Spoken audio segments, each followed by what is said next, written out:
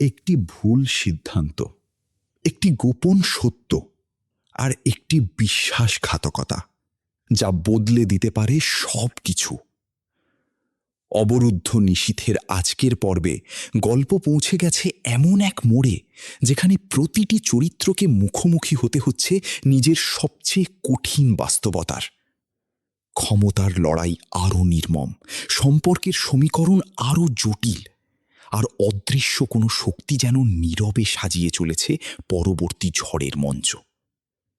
আজকের পর্বে এমন কিছু ঘটতে চলেছে যার প্রভাব দীর্ঘদিন ধরে বয়ে বেড়াবে গল্পের প্রতিটি অধ্যায়। পর্ব ৫৪। ক্লাব ঘরে ফের আগুন জ্বলেছিল সেদিন। তখন দুপুর ১২টা। ওয়ার্কশপের দুজন ছেলে বাদে সবগুলো একচোটে দৌড়ালো ক্লাবের দিকে। ওটা ওদের প্রাণের স্থল। রাতে শুধু ঘুমানো হয় বাড়িতে, সকাল থেকে রাত ওখানেই কাত। আজ কিছুদিন পাটোয়ারি বাড়ির নিরাপত্তা বৃদ্ধিতে ওদেরকে এ বাড়ির একতলা ভবনে থাকতে হচ্ছে। হন্য হয়ে লাঠি, ছুরি, দা নিয়ে ছুটল সবগুলো। কোনো দিকে খেয়াল নেই। যারা আগুন লাগিয়েছে তাদের রক্ত দিয়ে আগুন নেভানো হবে আজ। দুর্ভাগ্যবশত কাউকেই পেয়েছিল না ওরা। শুধু আগুন জ্বলছে, বহর বাড়ছে। ওয়ার্কশপের দুজন দেখল তার খানিক পর পলাশ আর মাঝার ঢুকছে। দুজন উঠে কপালে হাত ঠেকিয়ে সালাম দিয়েছিল তড়িঘড়ি। পলাশ এবার বেশ কিছুদিন পর আসলো। আগে প্রায় দিনই তাকে গোডাউনে আসতে দেখা যেত, কিন্তু মাঝার কেন সাথে এসেছে তা জিজ্ঞেস করার সাহস পলাশের কাছে ওদের নেই। রাগ হলো মাঝারকে দেখে, তবু কিছু বলার নেই। পলাশ মানুষ নয়। তাছাড়া ওরা দুজন দুশ্চিন্তায়। জয় ও হামজা ফিরে এই ঘটনার জন্য কি করবে? পৌরসভার জরুরি অধিবেশনে থাকলে হামজাকে কল বা কোনো প্রকার তলব সম্পূর্ণ নিষিদ্ধ। দুশ্চিন্তায় সিটিয়েছিল দুজন। পলাশ হেলে দুলে বাড়ির মেন ফটক পেরিয়ে ভেতরে ঢুকে গেছিল।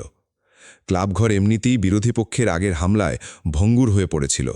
আজকের আগুন পেট্রোল ঢেলে জ্বালানো হয়েছে। দাউ দাউ করে শুধু ওপরে উঠছিল। অতগুলো ছেলে মিলেও হিমশিম খেয়ে যাচ্ছিল আগুন নিয়ন্ত্রণে আনতে। সাধারণ লোকজন এসব থেকে দূরে থাকার চেষ্টা করে সবসময়। পলাশ গত রাতে জয়কে কল করে একটা প্রস্তাব রাখল। বাপ, আয় একটা ডিসকাশনে যাই। আমার কাঁচামাল বর্ডারে আটকে আছে, দুজন গিয়ে ছাড়িয়ে নিয়ে আসি, এই ফাঁকে কথা হবে। তুমি কোথায়? এখন জয়পুরহাট। বর্ডারে তো আপনার মাল আসে না। জয়পুরহাট বর্ডারের কাছাকাছিও না তেমন। আর আপনার মাল আসে বন্দরে, তো জয়পুরহাট কি করছেন? একটা কাজে এসেছিলাম। আচ্ছা, তুই আমায় বিশ্বাস করতে পারিস না কেন? জয় আমির নিজেকেও বিশ্বাস করে না পলাশ ভাই। এত সতর্কতা দিয়ে কি হবে? তুই আমার যা ক্ষতি করেছিস, আমি ফুল ড্যামেজ জয়। চাইলেও কিছু করার নেই, অন্তত আপাতত। হো হো হো করে হাসল পলাশ। আয় মালগুলো ছাড়িয়ে আনি। কাকার কেসটা নিয়ে খুব ঝামেলায় আছি, তোকে দরকার। জয় চুপ ছিল। পলাশ জানে জয় কচুর পাতা, 1000 টন পানি ঢাললেও ভিজবে না। চতুরতার ঊর্ধ্বে চলে সে। পলাশ বলল, আমি যদি ক্ষমা করে দেই তোকে? আমি তোর ক্ষতি করেছি, তুই আমার কাটাকাটি। আমার তোকে দরকার, তোর আমাকে? আপনাকে আমার কোনো দরকার নেই, তা জানেন আপনি। Joy Amir has runs on his own distinct strength. আর না সে আপনার কাছে ক্ষমা প্রার্থী। এত নাটক করবেন না আমার সাথে। ঘুরতে যাই না বহুদিন, এই ফাঁকে ঘুরতে আসছি, এর বেশি কিছু না। জয় জানত না পরিস্থিতি এমন হবে। সে বাড়িতে যে কড়া পাহারা বসিয়েছে, তার ওপর হামজা ভাই তো জেলাতেই আছে। হামজাও বলল, গিয়ে ঘুরে আয় একবার, বিট্রে হলেও আছি আমি সামলাতে। অন্তু থাকলে পলাশ ও মাঝার হয়তো তার হাতে বলি হয়ে যেত আজ। পরিস্থিতি ঠিক তরুকে একলা করে ছেড়ে দিয়েছিল সেদিন দুজন রাক্ষসের হাতে। দুর্বল তরু, মানসিকভাবেও দুর্বল, পেরে ওঠেনি। তরুর ওড়না খুলে এক প্রান্ত ছিঁড়ে সেটা তরুর মুখে গুজে দিয়েছিল পলাশ। গোঙানির আওয়াজটুকুও বের হয়নি গলা থেকে। মাঝারকে তরুর দিকে ঠেলে দিয়ে সে সোফায় বসল, যেমনটা নাটকের দর্শকেরা মঞ্চের সম্মুখে বসে। তরুর চোখের কাতরতায় পলাশ নিজের সবকিছু হারানোর যন্ত্রণার একটু একটু মূল্য ফেরত পেয়েছে। যা সে জয়ের বউয়ের সাথে করতে পারেনি, সেই অতৃপ্ততাটুকুও পূরণ করেছে। অন্তুকে জয় ছাড়িয়ে এনেছিল তাকে অপমান করে, সেই শোধটুকুও শোষণ করে নিল। এরপর গেল সেই তরুর শেষ সময়। বিশাল পাটোয়ারি বাড়ির মাঝ মেঝেতে নরক নেমেছিল সেদিন। তরুর ছিন্ন ভিন্ন দেহটা বেহুশ পড়ে আছে তখন। প্যান্টের চেইন লাগিয়ে তৃপ্ত মুখে পলাশের পাশে এসে বসল মাঝার। পলাশ পিঠ চাপড়ে হাসল, নীরবে সাব্বাসী জানাল মাঝারের পুরুষত্বকে। অজ্ঞান তরুকে তোলা দরকার। এমনিতেই মুখে কাপড় গোজা থাকায় চিৎকার শোনা যাচ্ছিল না। পলাশ খুব অসন্তুষ্ট তাতে। আবার যদি বেহুশ থাকে হলো। পানি ছেটালো মুখে। শরীরে হাত দেয়া যাচ্ছিল না। জ্বরে চিরচির করে পুড়ছে যেন ছোট্ট নাজুক দেহটা। তরুর শ্বাসের গতি তখন খুব ধীর। চোখ খুলতে পারছিল না ঠিকমতো। চোখ বুজে খুব ধীরে শ্বাস টেনে নেবার চেষ্টা করেছিল। শরীরের বিভিন্ন স্থানে আঁচড় খামছিতে চামড়া খসে গেছে। চোখের কোণা দিয়ে টসটসে গরম নোনা জল টুপ টুপ করে কয়েক ফোঁটা মেঝেতে পড়ল। তরু পলাশকে চোখের ইশারায় সাবধান করার চেষ্টা করল। জয় আমির তোকে ছাড়বে না রে, একটু চিন্তা কর। আমি তোর ভালোর জন্য বলছি। শোন, একটু সময় দে আমায়। ওই লোকটাকে কথা দিয়েছি আমি, ফিরলে সুজির হালুয়া বের করে দেব। এই শেষ কর্তব্যটুকু করতে দে। ওর আর কেউ নেই রে। আমি না দিলে কেউ দেবে না, খাবেও না আর। বড় বেপরোয়া বেখেয়ালি লোক সে। একটু সময় দে। শেষ মুহূর্তে তরু হেসেছিল। জয় ঝুঁকে বসে মাথায় হাত বুলিয়ে দিচ্ছে। গলার শিকলের মতো দেখতে চেনটার লকেটে ঝুলন্ত লেটারটা তরুর শরীর ছুঁয়ে যাচ্ছে। তরু অনুভব করল, জয় কি কাঁদছে? তরুর যন্ত্রণায় বুঝি? ছিঃ, একটুও ভালো লাগছিল না দেখতে জয়কে। জয় আমিরকে হাস্যরত সুন্দর দেখায়। ওই কঠিন অবয়বের মুখে মলিনতা একটুও সাজে না। ঠোঁটের কোণে দুষ্টু রসিক হাসি আর চটা ভ্রুর নিচে পড়া গভীর চোখ দুটোতে জীবনের ক্লান্তির সংমিশ্রণ বড় মানায়। তরু শেষবার দেখল তার জয়কে। জয় চেয়ে আছে। আরেকজনের কথা তরুর মনে পড়ছিল। উকিল আরমিনকে দেখা হলো না তরুর। ও থাকলে কি এমন হতো ওর সাথে? হামজা ভাইয়ের মুখটা ভেসে উঠেছিল। গম্ভীর বিশালাকায় দাড়ি গোফের মুখটায় একরাশ শ্যামলা মায়া। তরু আস্তে করে চোখ বুঝল।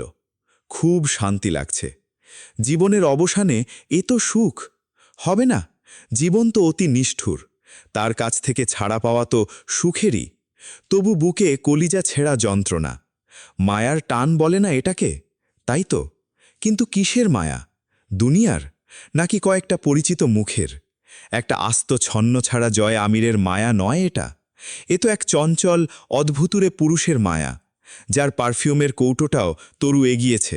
ধুর, কালুজিলে বেটে খাওয়াবে কে জয় আমিরকে? আর কাজু বাদামের পাত্রটাই বা বেডসাইড টেবিলের ওপর নিঃশব্দে রেখে আসবে কে? অন্তু আর বাড়িতে গেছিল না। সোজা পাটোয়ারি বাড়ির দিকে রওনা হলো। তরুর জ্বর।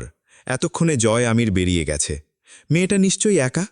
অসুখে মরবে, তবু মুখ ফুটে বলবে না কিছু। বাড়ির সামনে রিকশা থামতেই ওয়ার্কশপের ছেলে দুটো দ্রুত এগিয়ে এসে সালাম দিল। আসসালামু আলাইকুম ভাবি, ঠিক আছেন? ভাড়া মিটিয়ে রিকশা বিদায় করল দুজন। অন্তু বলল, ওয়ালাইকুম আসসালাম। কি ব্যাপার, আর সব কোথায় গেছে? এভাবে বাড়ি ফাঁকা রেখে কোথায় গেছে ওরা? দুজন কাচুমুচু হয়ে গেল। অন্তুর এই পর্যবেক্ষক দৃষ্টিকে ওরা ভয় পায়, ঠিক জয়ের মতোই। আসলে ভাবি, এত হেজিটেশনের কি আছে? বাড়ি ফাঁকা রেখে এভাবে বেরিয়ে গেছে। চারদিকের অবস্থা তো জানেন, কখন কি হয়। তাছাড়া আপনাদের বড় ভাইয়েরা জানলে বিপদ আপনাদের। আগুন লাগছে ভাবি, কোনো মতো বলল একজন। ভ্রু কুঁচকে ফেলল অন্তু। কোথায়? ওরা ওইখানেই। অন্তুর গা শিউড়ে উঠল। মুহূর্ত দেরি না করে পা ঝাড়া মেরে মুহূর্তের মাঝে ফটক পেরিয়ে সিঁড়ির দিকে দৌড়াল। দোতলার সদর দরজা খোলা দেখে সেদিন অন্তুর অন্তরাত্মা থরথরিয়ে উঠেছিল অজানা আশঙ্কাতে। অন্তুই প্রথম পেয়েছিল তরুর ছেঁড়া দেহটাকে। বিমূঢ় হয়ে বহুক্ষণ দাঁড়িয়েছিল দেয়াল চেপে ধরে। তরুর দুপায়ের মাঝ দিয়ে রক্তের ধারা নেমেছে, ঠিক যেমন গর্ভপাত হলে হয়।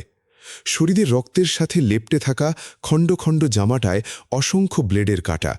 ঠিক তেমনি শরীরটা ব্লেডের আঘাতে কাঁচা কাঁচা করা হয়েছে। অন্তু কুড়িয়ে কুড়িয়ে সেদিন 3টা গোটা ও 2 টুকরো ভাঙা রক্তমাখা ব্লেড পেয়েছিল, যেগুলো তরুকে নরক যন্ত্রণা দিতে ব্যবহৃত হয়েছে। তখনও পুরো বাড়িটা কবরের মতো অন্ধকার, প্রতিটা জানালা দরজা বন্ধ। এখানে মানুষকে 1000 টুকরো করলেও আওয়াজ বাইরে যাবার নয়। তরু শুয়ে আছে, এখন তার আর কোনো যন্ত্রণা নেই। শুকনো রক্ত ও যন্ত্রণাগুলো শুষে নিয়ে দেহটা পরম আরামে শায়িত এখন। অন্তু নিজের দেহ থেকে ওড়লাটা খুলে আস্তে করে তরুর নগ্ন দেহটার চাপা দিল। হাত দুটো শক লাগা রুগীর মতো থরথর করে কাঁপছিল। অন্তুর কান্না আর আত্মচিৎকারগুলো আর বাইরে আসেনি। সে বহু আগেই শব্দ করে কাঁদতে না ভুললে সেদিন তার কান্নায় আকাশের ভিত বুঝি কেঁপেই উঠত। মুমতাহিনার কথা মনে পড়ছিল। সেই ভার্সিটির মাঠ, শীতের সেই সকালে হামজা আর জয়ের বিশাল অবহেলা নিয়ে লোক দেখানো বসে থাকা, কালপ্রিট সেই পলাশি, ভিকটিম সেই এক ধর্ষিতার ছিন্ন ভিন্ন লাশই। শুধু সময় বাজি পাল্টেছে। ওপরওয়ালা বুঝি ভোলেন না কিছুই। এই বাড়িতেই ছোট্ট মুমতাহিনার দেহটাকে হুমায়ুন ও পলাশ মিলে খুব লেখিয়েছিল। দিন ফেরে তো, তুলনামূলক ভয়ানক হয়েই ফেরে, শুধু সময়ের আবর্তন। কিন্তু সময়ের ফেরাটায় ইনসাফ থাকে না, একটুও না। কার পাপ কার ওপর দিয়ে এমন ভয়ানক হয়ে বয়ে যায়? তরুর অপরাধ কি শুধুই পাপীদের আশ্রয়ে আশ্রিতা হওয়া ছিল? এই অপরাধের এত চমকপ্রদ মাসুল? এটা নাইনসাফি নয়। অন্তু অপরের দিকে চেয়ে অভিযোগ করে ওঠে মালিকের কাছে। উঠে আস্তে আস্তে হেঁটে রুমে যায়। জয় আমিরের ছবিতে রুমের দেয়ার ভর্তি। সেদিকে তাকিয়ে একটা ওড়না গায়ে জড়িয়ে বাড়ির ফোন দিয়ে প্রথমবার হামজাকে কল করল। মেয়র সাহেব, পাপ ফিরেছে মেয়র সাহেব, তরুর ওপর দিয়ে বয়ে গেছে। আসবেন একবার? আসুন বরং বাড়িকে একবার, পাপ দেখবেন। তুলির কান্নার আওয়াজে বাড়ির ইঁটগুলোতে কাঁপন ধরে যাচ্ছিল সেদিন। এই ছোট্ট তরুকে সে ছোটবেলায় চুল ধরে কত মেরেছে কথা না শুনতে চাইলে। আবার ওই পুচকে মেয়েটাকে ছাড়া একা শুতেই পারত না ঘরে। আজ থেকে কি করে একা থাকবে ওই ঘরে? মেয়েকে সামলাবে কে? চিৎকার করে কাঁদছিল তুলি। রিমি পাগলের মতো ফুপাচ্ছিল মেঝের এক কোণে গুটিসুটি মেরে বসে। বারবার হেঁচকি উঠছিল। হামজা শক্ত করে ধরে রইল ওকে। হামজার বুকে মাথা লুকিয়ে চাপা কান্নায় গুঙুরে উঠল মেয়েটা। পাগলের মতো গোঙাচ্ছিল। হামজা দু হাতের বাহু বন্ধনে রিমিকে শক্ত করে নিজের বুকের মাঝে চেপে ধরে রইল। ভয় পাচ্ছে রিমি, চোখই খুলছে না ভয়ে। হামজা শান্ত চোখে চেয়ে রইল সদর দরজার দিকে। পুলিশ আসবে এ নিয়ে তার ভাবনা নেই। ওই পাগল আসবে, তারপর কি হবে? তরুর মায়ার মানুষ ঢুকবে এখনই। জয় এলো। খুব ধীরে হেঁটে গিয়ে তরুর লাশের পাশে দাঁড়াল। আরমিনের ওড়না দিয়ে ঢাকা তরুর দেহটা। ওড়নাটা রক্তাক্ত হয়ে উঠেছে। রক্তের রংটা বড় প্রিয় জয়ের। আজ ভালো লাগছিল না। চোখে শুলের মতো বীজ ছিল। অন্তু চুপ করে তরুর গা ঘেঁষে তরুর হাতটা হাতের মুঠোয় নিয়ে জয় আস্তে করে হাঁটু মুড়ে মেঝেতে বসে। অনেকক্ষণ সময় ধরে চেয়ে থাকে তরুর বোজা চোখ দুটোর দিকে। আলতো হাসে জয়। অন্তু শিউরে ওঠে সেই হাসিতে। এত ভৌতিক সেই হাসি। জয় পারে। কঠোর এক ভৌতিক হাসির মালিক সে। সেই হাসিতে কি থাকে তা বলা মুশকিল। তবু আনমনে কিভাবে যেন হাসতে পারে এই লোক। চোখের শিরা উপশিরা রক্তিম লাল, স্বচ্ছ পানির দানা ধাসছিল। সেই চোখ মেলে চেয়ে জয় শুধুই হেসেছিল নিঃশব্দে। তরুর মুখের ওপর অল্প ঝুঁকে পড়ে বলেছিল, তুই জয় আমিরকে ক্ষমা করিস না তরু। তবে সে মরেনি এখনো। নিজের বাঁ হাতটা তুলে যখন তরুর তপ্ত কপালটা ছুল, হাতের ধাতব রূপলির রিস্কলেটটা তরুর বন্ধ চোখের পাতায় বিছিয়ে পড়ে। জয় আরেকটু ঝুঁকে মুচকি হেসে ফিসফিস করে বলেছিল, আমি এখনো বেঁচে আছি। তোর কবরের ডানে বাঁয়ে মাঝার আর পলাশের ধড়হীন মাথা দুটো দাফন করব আমি, কথা দিলাম। তবু ক্ষমা করিস না আমায়, একটুও না কিন্তু, খবরদার। সেদিন কেউ দেখতে পায়নি জয় আমিরের বাঁ গাল বেয়ে নেমে যাওয়া এক ফোঁটা নোনা পানি ঠোঁটের বিভাজনে গিয়ে মিশেছে। ওভাবেই জয় আমির মেঝের দিকে ঝুঁকে বসা থেকে উঠে দাঁড়ায়। হেঁটে গিয়ে ফ্রিজ খুলে কন্টেনার বক্সটা বের করে সুজির মিষ্টি দুটো এক গালে ঢুকিয়ে খুব তৃপ্তি সহকারে চিবিয়ে গিলল। সে কম করে খেতে পারে না। এই বড় বড় লোকমায় খাবার খাওয়া তরু কত আবেশ নিয়ে দেখত। ডাইনিং টেবিলের কাছে গিয়ে জগ উপুড় করে ধরে ঢকঢক করে লিটার খানেক পানি খেল জয়। সে খুব রিল্যাক্স। আরাম করে গামছা টেনে নিয়ে মুখ মুছল। এরপর পায়ের টাকনুর ওপর প্যান্ট গোটাতে গোটাতে ঝুঁটে হেঁটে বেরিয়ে গেল বাড়ির বাইরে। কত কাজ এখন। পুলিশ আসবে, ইন্টারোগেট করবে, লোকজনের ভিড় জমবে, খবর বেরোবে, অনেক কাজ। পর্ব ৫৫। মিস ক্যাথরিন সংসার ত্যাগী, ধর্মভীরু ও নরম মনের সরল নারী। এসব হিংস্রতাকে খুব সহজে নিতে পারছিলেন না। একটু একটু করে বুঝতে পারছিলেন তার সম্মুখে বসে থাকা নারীটি এমন শামুকি খোলসে আবদ্ধ কেন। কি কি দেখে এই সময় এসেছে মাহেজাবিন তা মেলাতে মেলাতে খেয়াল করলেন মাহেজাবিন আনমনা হয়ে উঠেছে। জিজ্ঞেস করলেন, কি ভাবছ? মাহেজাবিন চোখ তুলে তাকালো। মাদাম, আপনি সেদিন জিজ্ঞেস করেছিলেন না আমার অনুশোচনা আছে কিনা? সেদিন হয়েছিল, আজ অবধি পিছু ছাড়েনি তা। তরুর মৃত্যুর জন্য নিজেকে দায়ী করছ? দায়ী তো আমি। Never my child. মাহেজাবিন মলিন হাসে। পলাশ আমার ক্ষোভটা ওই নিষ্পাপ নিরীহ মেয়েটার উপর ঝেড়েছে। জয় আমির অনেকবার প্রোটেক্ট করেছে আমায়, তাই পলাশ আমার কাছে পৌঁছতে পারেনি, আর তার সবটাই পরোক্ষভাবে তরু সয়েছে। সেদিন না আমি পলাশের ডেরায় যেতাম, না শেষ অবধি জয় আমিরের সাহায্য দরকার হতো, আর না তার জের ধরে ওই নাজুক মেয়েটা। It's your misconception girl. তুমি তরুর জন্য অতিরিক্ত ট্রমাটাইজড হয়েছ, যে কারণে নিজেকে অপরাধী ভেবে খানিকটা বোঝা কমাতে চাইছ।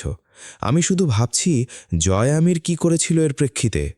মাহেজাবিন ক্ষীণ হাসল। তার কাছে আশা করছেন কিছু? আপনি কি অধর্ম করতে চান মাদাম? মাদাম মুচকি হেসে ফেললেন। অধর্ম? না না, অধর্ম কেন বলছ? জয় আমিরকে এক শব্দে বর্ণনা করবার সাধ্যই আমার নেই, তথাপি something has distinct feature in him, না? Can you ignore that? He is not just a sinner, but also something more.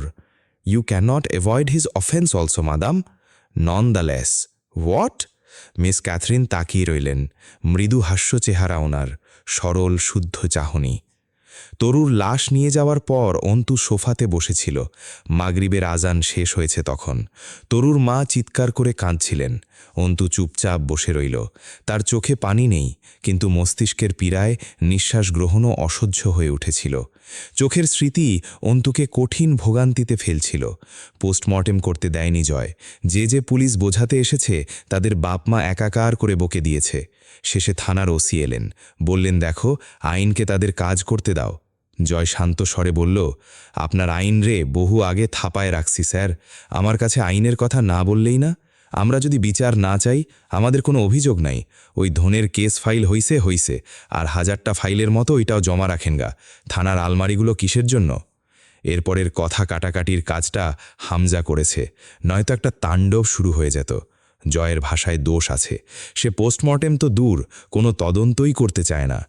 Report অবধি লেখাতে রাজি নয়। পুলিশ তো আর তা শুনবে না। আর কিছু না করুক, আনুষ্ঠানিকতা দেখাতে বাংলাদেশের আইনশৃঙ্খলা রক্ষাবাহিনীর জুড়ি মেলাভার। কবরে তরুর দেহ নামিয়ে যখন একমুঠো মাটি তুলে জয় তরুর ক্ষতবিক্ষত মুখটার ওপর ফেলল, তা ঝরঝর করে পড়ল তরুর বিচ্ছিন্ন দেহটার ওপর।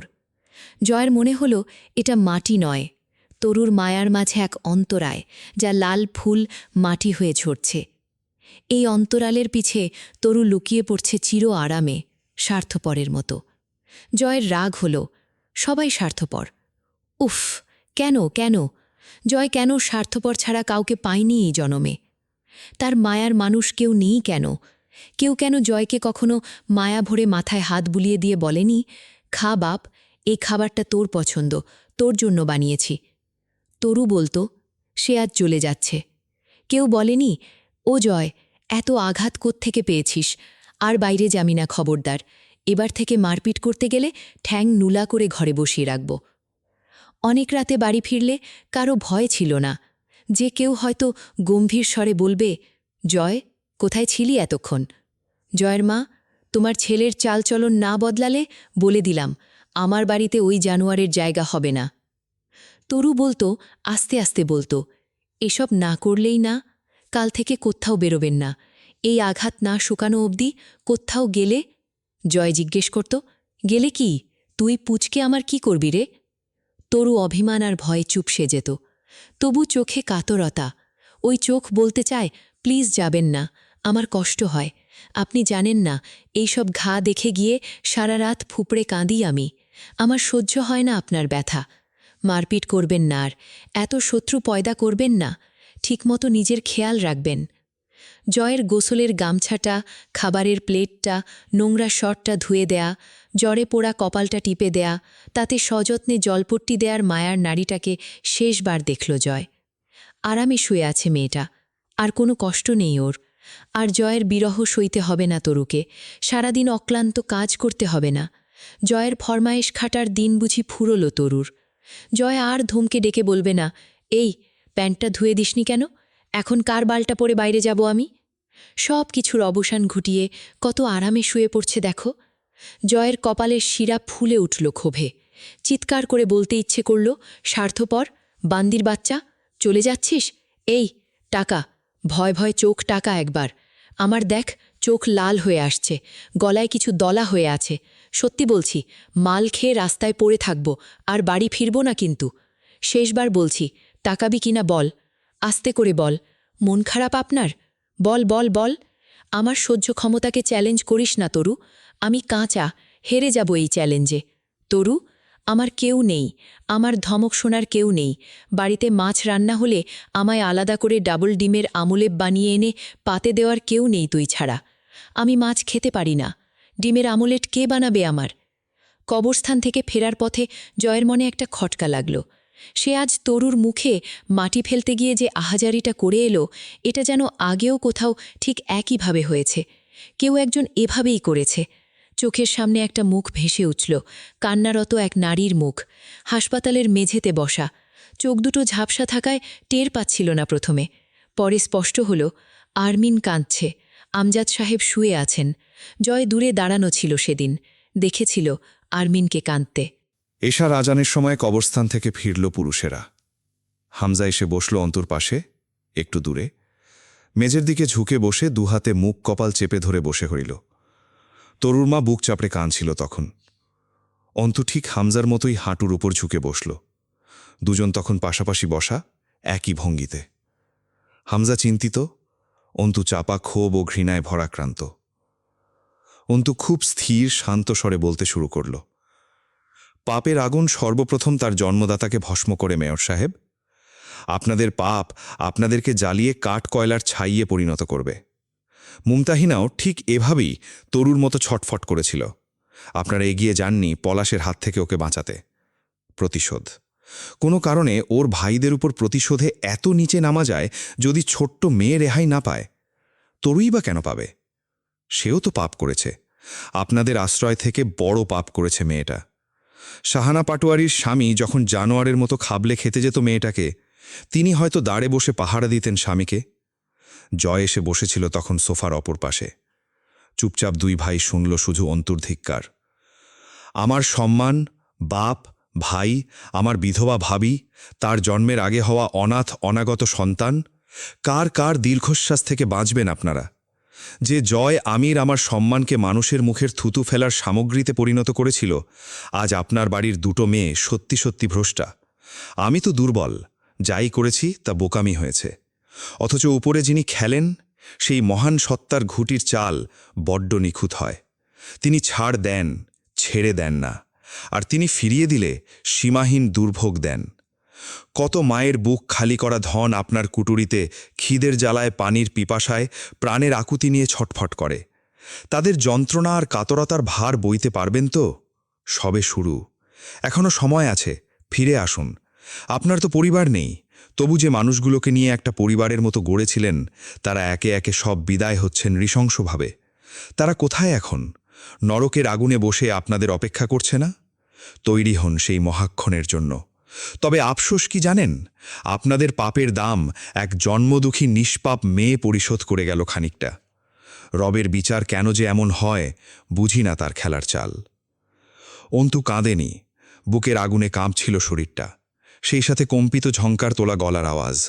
হামজা, জয় কেউ কোনো প্রতিবাদ করেনি, চুপচাপ বসে শুনেছিল দুই ভাই। তরুর লাশ দাফন হয়েছিল বাদ মাগরিব। সকল আনুষ্ঠানিকতা, ইনভেস্টিগেটর, লোকাল পুলিশ, মানুষের ভিড় ইত্যাদি সামলে পাটোয়ারি বাড়ি খালি হল টানা ৮-১০ ঘণ্টা বাদে রাত ১০টার দিকে।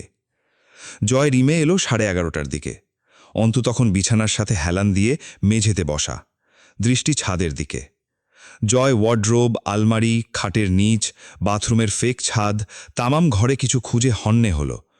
জয়কে দেখতে তখন মন্ত্রপুত পুতুলের মতো লাগছিল, যেন কেউ মন্ত্র দিয়ে বশ করে অথবা চাবি ঘুরিয়ে ছেড়ে দিয়েছে।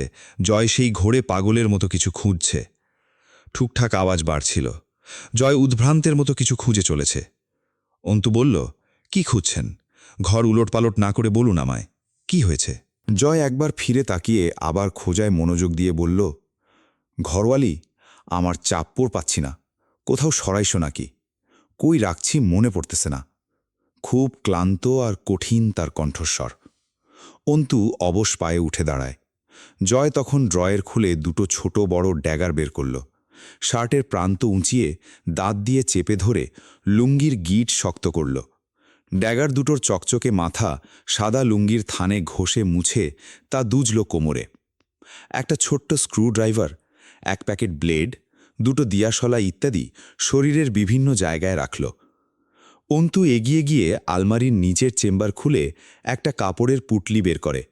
এটা অন্তুর সেই ওড়না। ওড়নাটা সে পেয়েছিল কয়েকদিন আগে। এর ভেতরে জয় নিজের একমাত্র বিশ্বস্ত সাথীটাকে যত্নে জড়িয়ে রেখে দিয়েছিল, নিজের ব্যবহৃত সেমি অটোমেটিক 9mm ক্যালিবারের পিস্তলটা। অন্তু সেটার ভেতরেই জয়ের ব্যবহৃত আরেক প্রিয় অস্ত্র চাপ্পরটা রেখে দিয়েছে, যা দিয়ে সাধারণত পশুর মাংস ছড়ানো হয়। জয় এটাকে কী কাজে ব্যবহার করে তা তখনও জানা হয়নি। সেটা বের করে অন্তু নিজের ওড়না দিয়ে অস্ত্রটার ধারালো প্রান্তটা সযত্নে মুছতে মুছতে এনে জয়ের হাতে তুলে দিল। এই নিন। জয়ের মুখের অভিব্যক্তি দুর্বোধ্য। সেখানে কাঠিন্য আছে, সাথে আছে এক প্রকার ঘোর, পাগলাটে নেশা। অন্তুর দিকে তাকিয়ে রইল কেমন করে যেন। অন্তু সেদিন অস্ত্রটা জয়ের হাতে যত্ন করে তুলে দিয়ে বলেছিল, যান, পাগলা জানোয়ার বধ করতে যাচ্ছেন জয় আমির, জয়ী হয়ে ফিরুন, আমি অপেক্ষায় থাকব আপনার বিজয়ের। জয় চাপ্পরটা দুই ঠ্যাঙের মাঝে চেপে ধরে লাল গামছাটা তুলে গলায় পেঁচাল। এক হাতে চাপ্পর ধরে অপর হাতে অন্তুর চুলগুলো আলতো হাতে মুঠো করে ধরে কপালে একটা কঠিন ভেজা চুমু খেল। লাল গামছাটা মুখে মুখোশের মতো করে পেঁচিয়ে শক্ত করে বাঁধতে বাঁধতে বেরিয়ে গেল চুপচাপ রুম থেকে। পরাগকে সেদিন অন্তু জিজ্ঞেস করল, আপনি তো রাজন আজবরের বাড়িতেই মানুষ হয়েছেন, তাই না? পরাগ ঠোঁট বেঁকিয়ে হাসল। দাসীর ছেলে আর মানুষ হওয়া কি ম্যাডাম? রাজন আজগরের বউ চলে গেছিল মুখে লাথি মেরে। রাজন আজগর শুদ্ধ পুরুষ নয়, তার দ্বিতীয় বিয়ের দরকার নেই, আর সেক্ষেত্রে জায়েজ একটা পুত্র সন্তান হবারও সুযোগ ছিল না যে তার উত্তরসূরি হতে পারে। আপনি এত অজ্ঞত নন ম্যাডাম? শোনেননি, রাজারা দাসীর সাথে নষ্টামিত করত ঠিকই, কিন্তু সেই সব সন্তানেরা দাস হয়েই রয়ে যেত। সিংহাসনের ভাগ কিন্তু বিয়ে করা রানীর সন্তানেরই। হাজার হোক পলাশ রাজনেরই ভাইয়ে ছেলে, ওরই রক্ত। আর আমি দাসীর গর্ভের জারদ সন্তান। আমি দাস হয়ে রয়ে গেলাম পলাশের। আব্বুর স্কুলে পড়তেন আপনি? পড়ালেখা কে করালো? এ কারবার সামলাতে অথবা সহকারী হিসেবে থাকতে পড়ালেখার মেলা দরকার ম্যাডাম। আমাকে পড়ালেখা করানো হলো। আমার মা রূপকথা আর পলাশকে মানুষ করল নিজের সন্তানের মতো। কিন্তু সেসবের ভিড়ে আমার জন্যই তার সময় থাকত না। আমি তার আশেপাশে ঘেঁষার সুযোগই পেতাম না। পলাশের গেলাম কে পালা হচ্ছিল ওই বাড়িতে। পলাশ যখন কারবারে হাত দেবে, বড় হয়ে আমি তার দাসবৃত্তি খাটব, এই তো। অন্তু চুপচাপ শুনছিল। পরাগ মলিন হাসল। অথচ জানেন ম্যাডাম, আমি রূপকথাকে বোনের মতনই ভালোবাসতাম, ছোট থেকেই। কিন্তু রাজকন্যা আর দাসীর ছেলে কি কখনো ভাইবোন হতে পারে?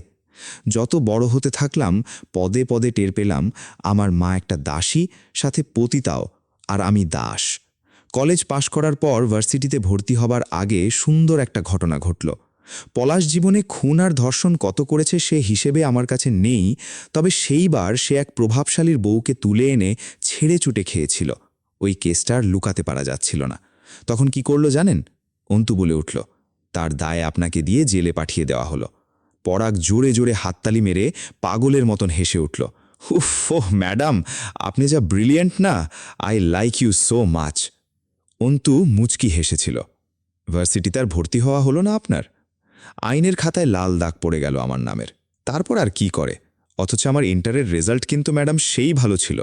ভালো পাবলিক ভার্সিটিতে চান্স হতে পারত। কত বছর জেলে ছিলেন? 2.5 বছরের মতন। তারপর জামিন করা হলো। ততদিনে আমার কেরিয়ার শেষ। ওপস, শালা, গোলামের আবার কেরিয়ার, ধ্যাত। অন্তু কিছুক্ষণ চেয়ে দেখল পরাগের মিথ্যা হাসির আড়ালে থাকা মলিন মুখখানা। পরে বলল, আপনাকে যখন একজন মৃত মানুষের জায়গা নিতে বলা হলো, আপনি রাজি হয়ে গেলেন অভিনয় করতে? শব্দ করে হেসে উঠল পরাগ। যেখানে পলাশের খুন আর ধর্ষণের দায়ে চুপচাপ জেল খাটতে পেরেছি, পড়ালেখা বরবাদ করতে পেরেছি, দেদার সে ওর হুকুমে মানুষ খুন করতে পেরেছি, এ আর কি? তাছাড়া আমি আর মা ওদের পারিবারিক দাস। কত কিছু করেছি ওদের জন্য, এই সামান্য অভিনয়টুকু কি এমন? অন্তু মাথা নেড়ে সায় দিয়ে বলল, তবে যাই বলুন, আপনার কথাবার্তা এবং চালচলনে কিন্তু আপনাকে মোটেও মাত্র ইন্টার পাস লাগে না। বেশ উন্নত একটা ব্যক্তিত্ব আছে আপনার। কাজে লাগাতে পারেন, একজন ভালো মানুষ হতে পারেন। প্রশংসা করলেন, হুফ, জীবন ধন্য এই পরাগের। ক্ষমা করতে পারেন আপনি আমায়? অন্তু যেন শেষ কথাটা এড়িয়ে গেল, তাতেই বোঝা গেল তার দৃঢ়তা। ক্ষমা, এই শব্দটাকেই অন্তু এড়িয়ে চলে। সে নিজের আপন ভাইকে ক্ষমা করে নিয়ে আজ অবধি পরাগকে কেন করবে, প্রশ্নই ওঠে না। তা বুঝে পরাগ হাসল মাথা নিচু করে। সেদিন সে এগিয়ে যায়নি পলাশের হাত থেকে এক রমণীকে বাঁচাতে, যায় আমির দান মেরে দিয়েছে। তার হাত পা দাসত্বের বেড়িতে বাঁধা না থাকে কি সে যেত? আর এই চমৎকার বুদ্ধিমতী মেয়েটিকে জিতে নিতে পারত? কে জানে। অন্তু সব এড়িয়ে কেবল বলল, চলে যান এসব ছেড়ে ছুড়ে। খেলা শেষ না করে না। অন্তু ভ্রু কুচকাল। খেলা? পরাগ কুটিল হাসল। পলাশের দাসবৃত্তি আর নয় ম্যাডাম, একে একে গুড়িয়ে চুরচুর করে দেব আজগার প্রপার্টিজের কারবার। এরপর নিরুদ্ধে সব চিরকালের জন্য। শেষ দেখা হলো আজ ধরুন আপনার সাথে। অন্তু একটু অবাক হয়েছিল। আপনি কি জয় আমিরকে সহায়তা করেছেন? না করার কি আছে, আমি পলাশের ঘরের শত্রু বিভীষণ। আমি ম্যাডাম অত খারাপ নই। মা চিরকাল দাসীগিরি করে এসেছে, রক্তে তা ছিল আমার। তাই বহু বছর দাস খেটেছি, কিন্তু পড়ালেখা করতে গিয়ে সমাজের সাধারণ স্তরের ভালো মানুষদের সাথে মিশতে গিয়ে বিবেকের ঢাকনা একটু একটু করে খুলে যেত। আমি দেখতে পারতাম না পলাশ আর ওর চাচার এসব কুকর্ম। ওর আদেশ মানতে গিয়ে যেসব করতে হতো তা করতেও বিবেকের দংশনে পড়তাম। এজন্যই তো 2 বছরের জেলটা খাটালো আরও।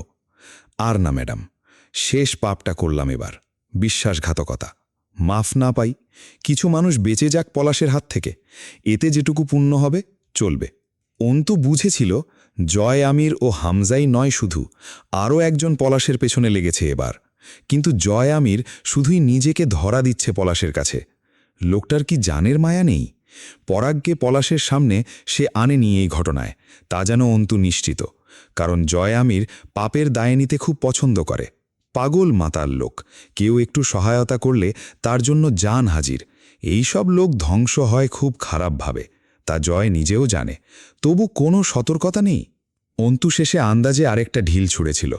আপনাকে কেউ একজন সহায়তা করেছে, সে কে? পরাগ হেসেছিল শুধু।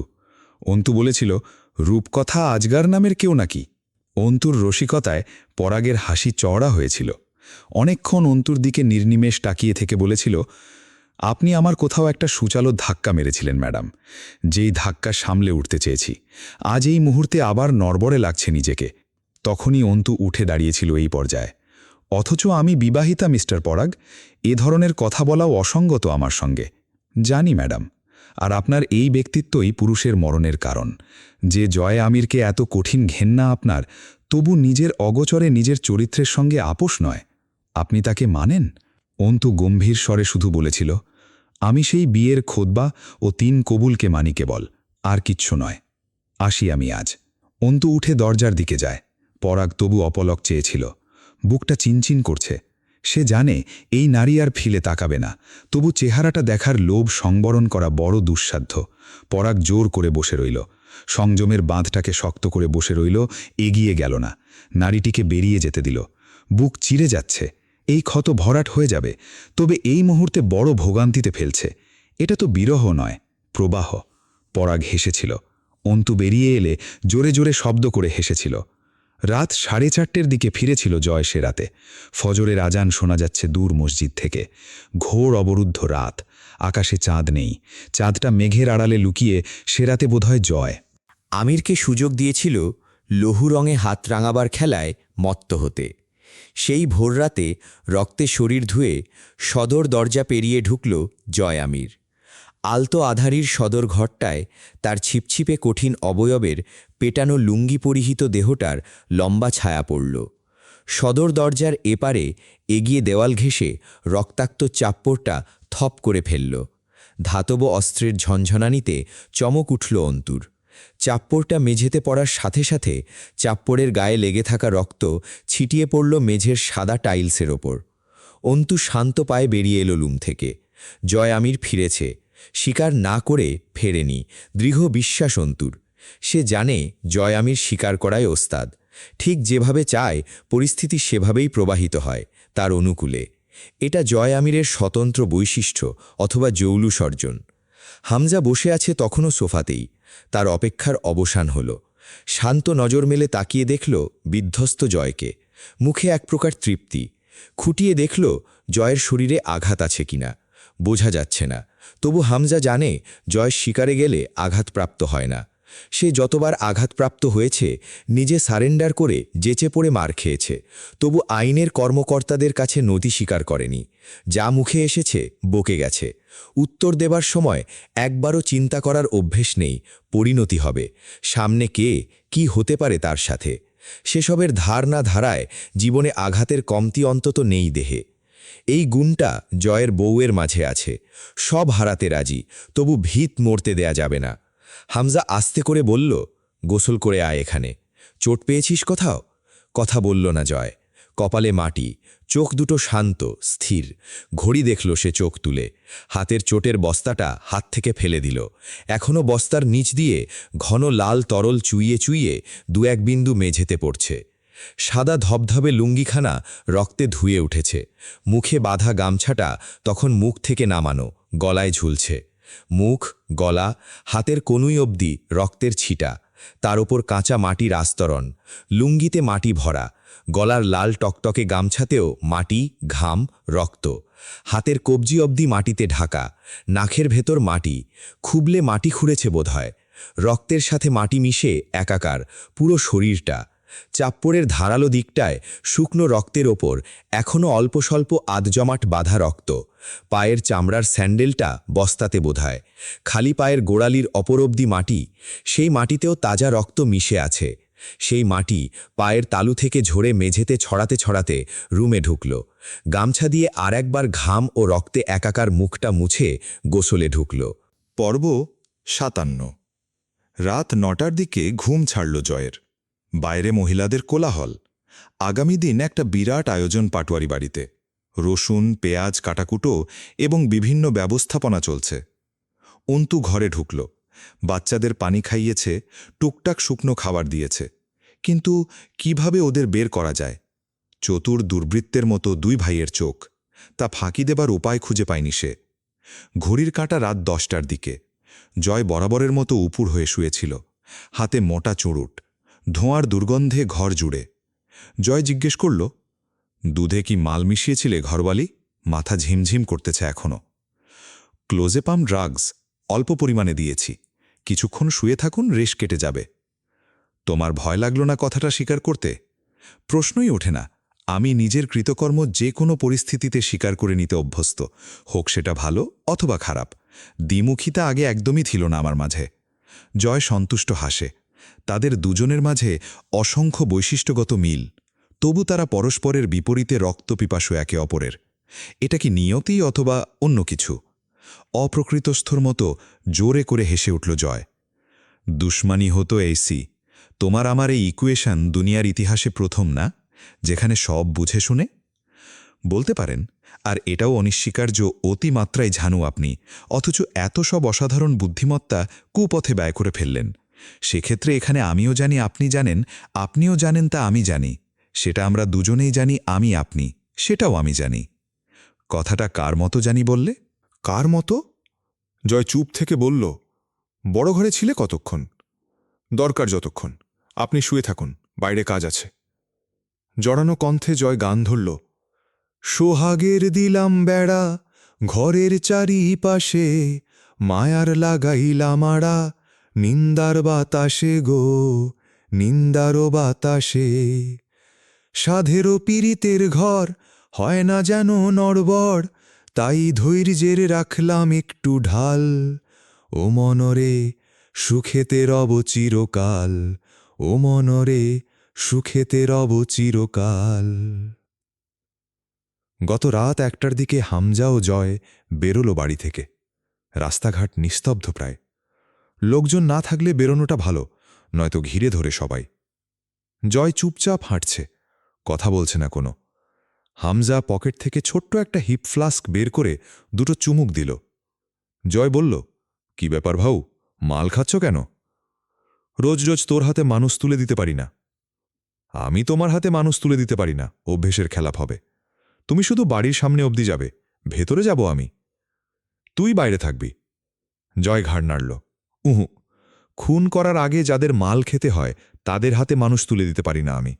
মানুষের রুহুর একটা ইজ্জত আছে, ও একটা মাতালের হাতে দেহ ছাড়বে কেন? জয়ের কথায় হামজা হেসে ফেলে কোমরে একটা লাথি মারল। তাতে পা ফসকায় জয়ের। হামজা সোজা হয়ে দাঁড়িয়ে থাকল, তুলল না জয়কে।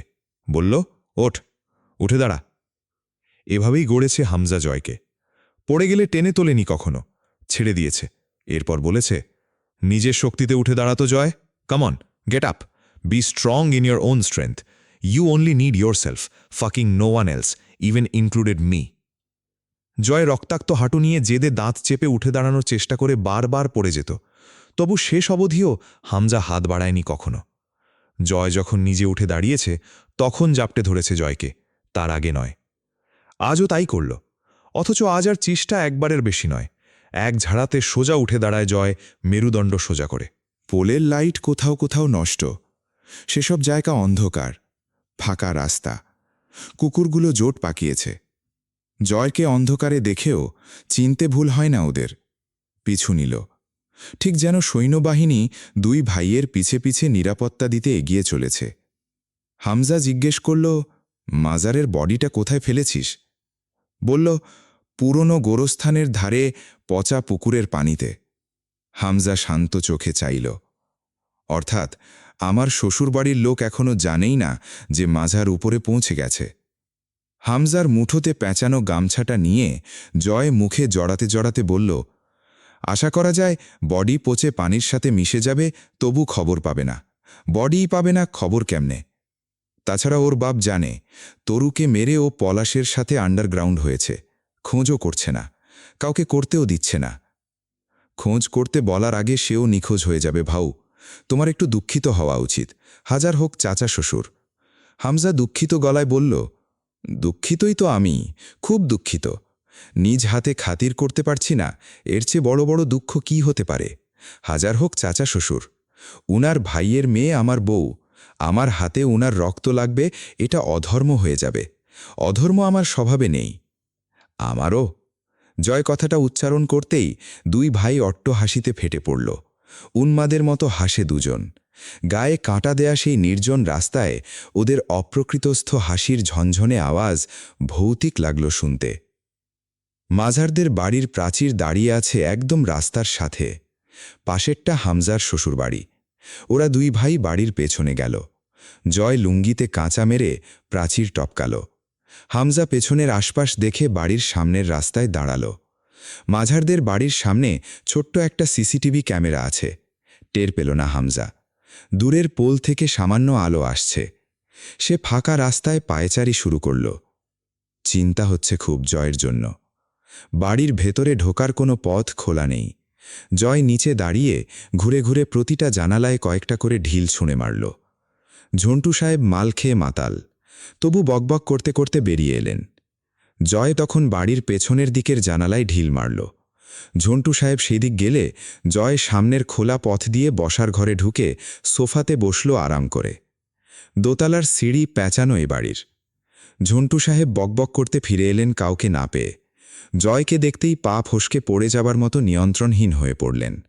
জয় হাসল, আরে কাকা, আস্তে ধীরে আসেন, এই বয়সে দৌড়ঝাঁপ খারাপ। ঝন্টু ঢোক গিললেন। জয়, তুমি এত রাত্রিরে? কি ব্যাপার, কি হয়েছে? রাতে ঘুম হয় না কাকা, রোডে রোডে ঘুরি। আজ ঘুরতে ঘুরতে আপনার বাড়ির সামনে দিয়ে যাচ্ছিলাম, ভাবলাম আত্মীয় মানুষ আপনি, দেখা না করে গেলে রাগটাগ করবেন, মনে কষ্ট পাবেন। বসেন, দুটো দুঃখের কথা কই। জয় আলো জ্বালায়নি। আধো অন্ধকার বসার ঘরটা। চোখ দুটো লাল উনার। দেখেই বোঝা যাচ্ছিল মাথা টাল খাচ্ছে, তবু বসলেন। জয় সোফার উপর থেকে ল্যাপটপ টেবিলে রেখে ঘুরিয়ে দিয়ে বলল, আনলক করেন কাকা, মুভি টুভি দেখি দুই চাচা ভাতিজা বসে বসে। ভালো না আইডিয়াটা কাকা? ঝন্টু সাহেব বুঝতে পারছিলেন না কিছু। ভয়ে উনার দম পড়ছে না ঠিকমতো। জয় একটা পেন ড্রাইভ কানেক্ট করল ল্যাপটপে। এরপর একটা সুন্দর পজিশনে ল্যাপটপটা রেখে খুব আয়েশ করে বসল জয়। তার চোখে মুখে যেন খুশি উপচে পড়ছে, ঠিক যেমন ছোট শিশুরা নতুন খেলনা পেলে উচ্ছ্বসিত হয় তেমন। ভিকটিমের চোখে তীব্র ভয় না দেখলে জয় মারার জোশটা পায় না। ঝন্টু সাহেবের ঘেমে যাওয়া ছটফটে চেহারাটা দেখে যা শান্তি লাগছিল জয়ের, সেটুকু চোখ বুজে প্রসন্ন হেসে শোষণ করল নিজের মাঝে সে। স্ক্রিনে ভিডিও চালু হয়ে গেছে। মাটির ওপর একটা ইঁটের খণ্ড পড়েছিল। জয় সেটাকে তাকে রেখে মাঝারের মুখটা থুবড়ে ফেলল সেটার ওপর, যেমন বাস্কেটে বল ঢোকায় প্লেয়াররা। মুখ ফেটে রক্ত বেরিয়ে এলো মাঝারের। নির্জন একটা জঙ্গলি জায়গা, দিনেও বোধহয় লোক যায় না। মাঝার রক্তাক্ত মুখ নিয়ে জয়ের দুটো পা আঁকড়ে ধরল।